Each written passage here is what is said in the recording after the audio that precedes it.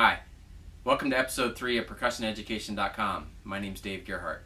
Thanks so much for all the great comments and feedback. I really appreciate all that people have been saying about this podcast. It's been something I've been dreaming about for a long time, and I'm glad that it's finally happening.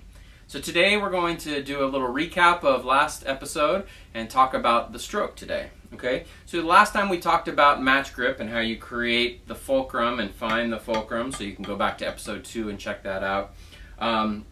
One thing I just want to make sure that I'm clear about, when the fingers wrap around the stick, I want to make sure that they are on the stick at all times. Okay, I see a lot of kids that play like this or do any kind of combination of this. There will be some changing of fulcrums that we'll talk about in some advanced episodes later on, but for now the fingers and everything stay around the stick. There is going to be a little space here.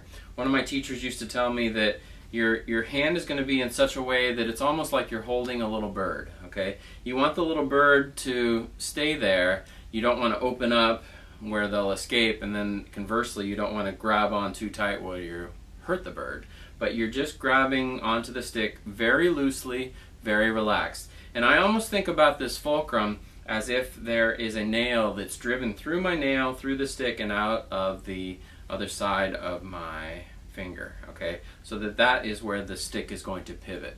And if you don't have a good fulcrum, it's going to be hard later on to get speed and also to do a roll. Okay, so you want the stick to work for you. You want to have a good spot in your hand and a good fulcrum. Okay, so now the stroke that we're going to do, there are different strokes that we will talk about in our next episode, but the main stroke that we're going to do on a snare drum or on a pad is the full stroke. Okay, and I'm going to do this with my dominant hand.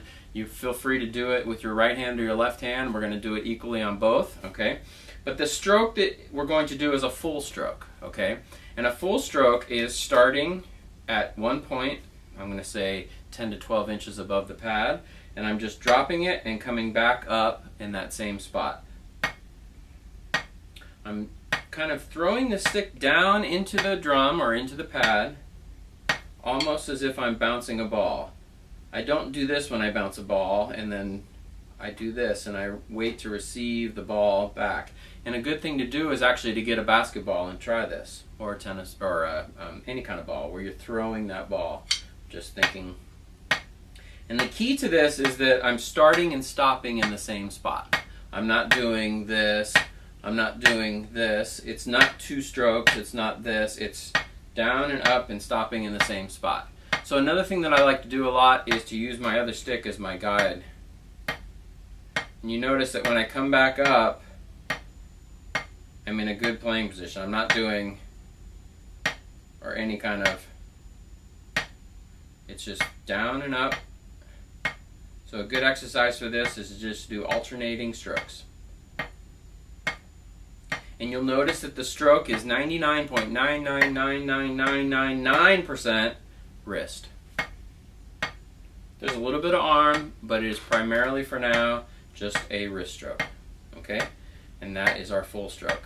So in the next episode we'll talk about all the strokes that relate to snare drum. And if you have any questions, please feel free to leave them either in the comments below or email me directly. I'll be glad to address any concerns or issues that you have.